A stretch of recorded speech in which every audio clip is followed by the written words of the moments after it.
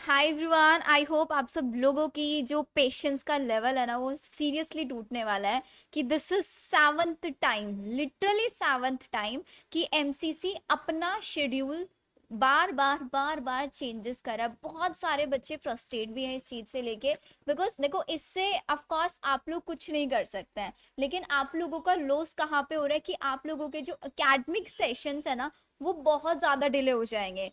जो आइडियली जो academic session आप लोगों का सितंबर एंड तक स्टार्ट या फिर अक्टूबर फर्स्ट वीक तक हार्डली स्टार्ट हो जाता है, अब सितंबर तक हमें नहीं लगता कि एमसीसी अपनी राउंड वन की काउंसलिंग भी फिनिश कर पाएगा, क्योंकि अब आप लोग देखते हैं प्रीवियस नोटिस के अकॉर्डिंग द चॉइस फिलिंग की last date was 9th of August and result declaration ideally आज होना चाहिए था। लेकिन अगर आप एमसीसी की ऑफिशियल वेबसाइट पर जाएंगे, अगेन फिर से एक्सटेंड हो गया है। कहा कोई शेड्यूल नहीं दिया इन्होंने अब तक, बस ये बोला है कि dear candidate the choice filling for the round one has been extended till Monday रात 12 बजे तक। तो इसका मतलब अगर आज 12 बजे तक चॉइस फिलिंग हो रहा है, this is not choice locking, तो कल ये आप लोगों को एटलीस्ट 5 से 6 घंटे का विंडो चॉइस लॉक के लिए भी देंगे। देंगे नहीं देंगे? तो ट्यूसडे चॉइस लॉकिंग में चला गया, उसके बाद 2 दिन सीट प्रोसेसिंग होगा।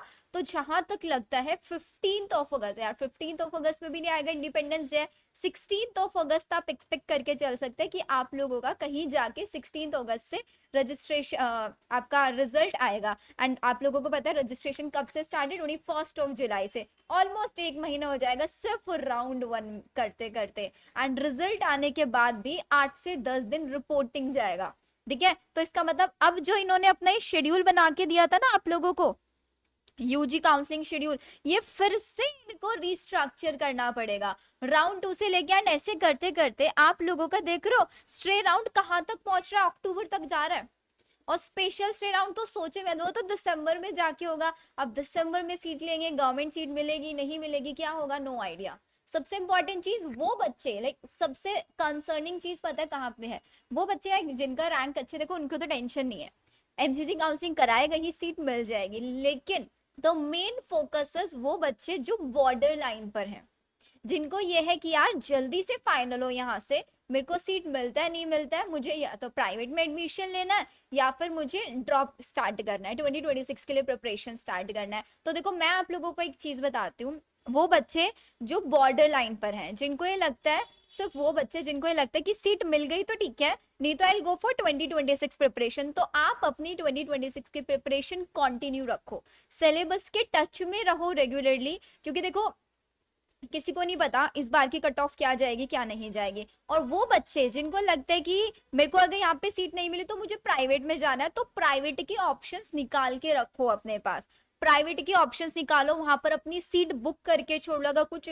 मिनिमम अमाउंट पे करके अगर आप कर सकते हैं, दैट इज ऑल्सो बेनिफिशियल, क्योंकि आप यहाँ पर अगर वेट करेंगे ना तो आपकी प्राइवेट की सीट्स भी चली जाएंगी, ऑफकोर्स चली जाएंगी। जितने भी प्राइवेट में एडमिशन है अगस्त सितंबर, दीज आर द 2 मंथ्स जिसमें सबसे ज्यादा, तो बहुत जेन्युइन चीज बता रही हूँ, ये चीज आपको बाद में जाके समझ में आएगी कि काश हम ऐसा कर लेते, आई विश मैं पहले से प्रिपरेशन स्टार्ट कर देता, आई विश मैं पहले से प्राइवेट के एडमिशन्स के बारे में थोड़ा सा आइडिया रख के चलता। बट आपने इस चैनल को फॉलो किया तो आपको सारी चीजें टाइमली तो मिल ही जाएंगी, एंड जिसने अभी तक सब्सक्राइब नहीं किया भाई जल्दी से सब्सक्राइब कर लो, बिकॉज एमसीसी की कंप्लीट काउंसलिंग का प्रोसीजर आपको इसी चैनल पर मिलने वाला है।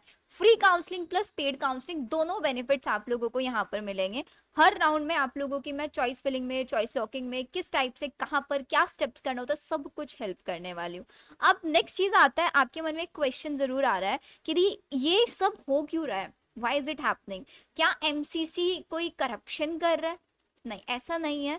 आप लोगों को भी पता है जो ये 75 समथिंग जो स्टूडेंट्स है ना, उनके ऊपर जो कोर्ट केस चल रहा है उसकी वजह से हो रहा है। अब ये तो देखो इन्होंने बोल दिया था 11th ऑफ अगस्त में रिजल्ट अनाउंस होंगे, लेकिन सबको पता था नहीं होगा, क्योंकि 2 दिन था, सैटरडे संडे, ठीक है, सैटरडे वॉज रक्षाबंधन, तो कोर्ट जो होता है उस टाइम पे नहीं ओपन रहता है। आज भी रिजल्ट नहीं आएगा, क्योंकि होने को आज हियरिंग होगी, मंडे को आज हियरिंग होगी, आज हियरिंग होने के बाद आज कोर्ट का केस आएगा कि काउंसलिंग पे स्टे करना है, उन बच्चों को रीनीट कराना है, उनको बोनस मार्क्स देना है, वो सारे डिसीजंस होंगे तब जाके एमसीसी, क्योंकि जब तक कोर्ट केस चल रहा है तब तक एमसीसी अपना रिजल्ट अनाउंस नहीं कर सकता है।